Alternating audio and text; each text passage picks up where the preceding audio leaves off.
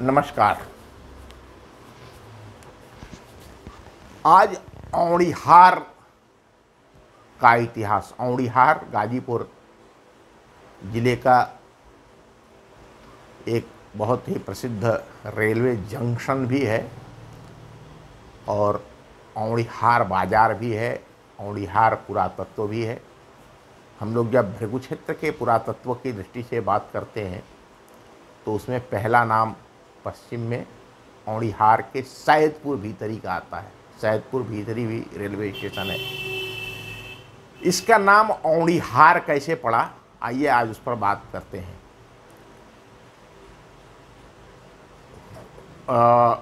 हूण एक बर्बर जाति थी जो बहुत ही लड़ाकू थे। वे जिस भी देश पर आक्रमण करते थे उस देश का समूल विनाश कर छोड़ते थे। ये हूणों के बारे में एक कथा प्रसिद्ध थी। हमारे यहाँ शक, हूण ये जितने आए उनको पराजित करके और हमारे पूर्वजों ने इसी मिट्टी में मिला लिया। ये आप जो अपने यहाँ लोकतंत्र में या जो देखते हैं तो अनेक देशों से, अनेक स्थानों से जो आक्रमणकारी आए, हूण आए, शक आए, सबको हमारे यहाँ पचा लिया गया। कोई इस देश से गया नहीं और न इस देश की संस्कृति को नष्ट कर पाया, बल्कि इसी संस्कृति में ऐसा घुल मिल गया कि अब वो ढूंढने से भी नहीं मिलता। हमारे यहाँ हूण जो है वो उसको हूण कहते थे लोग। और हमारे यहाँ एक जानवर होता है जिसको वैसे उसको लकड़बग्घा कहा जाता है, भेड़िया, लेकिन पहले इस इलाके में उसको हुड़ार कहा जाता था। और इसी प्रकार से हूणों को भी उस समय के लोग हुड़ार ही कहते थे, हूण नहीं कहते थे, हुड़ार कहते थे। तो और एक बहुत प्रचलित कहानी है कि जब कोई बच्चा रोता था तो लोग उसको चुप कराने के लिए माताएं कहती थी कि चुप हो जाना तो हुड़ार काट ली, हुड़ार आ जाए। गाजीपुर जिले में गाजीपुर हाजीपुर वाराणसी नेशनल हाईवे 31 के समीप औड़िहार नगर में स्थित जो सैदपुर भी जो ये स्थान है, जो रेलवे स्टेशन औड़िहार, इसका नाम इसी हुड़ार से औड़िहार पड़ा। इस के समीप जो एक दूसरा स्थान है जिसे सैदपुर कहा जाता है, सैदपुर भीतरी, तो भीतरी में यहीं पर स्कंदगुप्त का सामना हूणों से हुआ था। जब वह हूणों से युद्ध कर रहे थे उस समय उनके पिता कुमारगुप्त मृत्यु की शैया पर थे। दुखी मनस्थिति में होते हुए भी स्कंदगुप्त ने हूणों से डट करके लोहा लिया और वह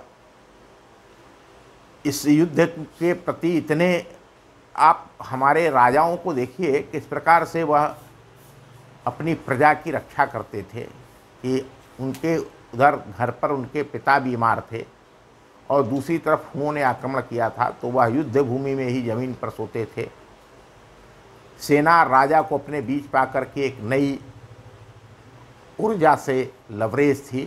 2 लाख की हूणों की सेना को गाजर मूली की तरह से काट करके फेंक दिया और उनके पास चतुरंगिणी सेना थी। हूण हार गए।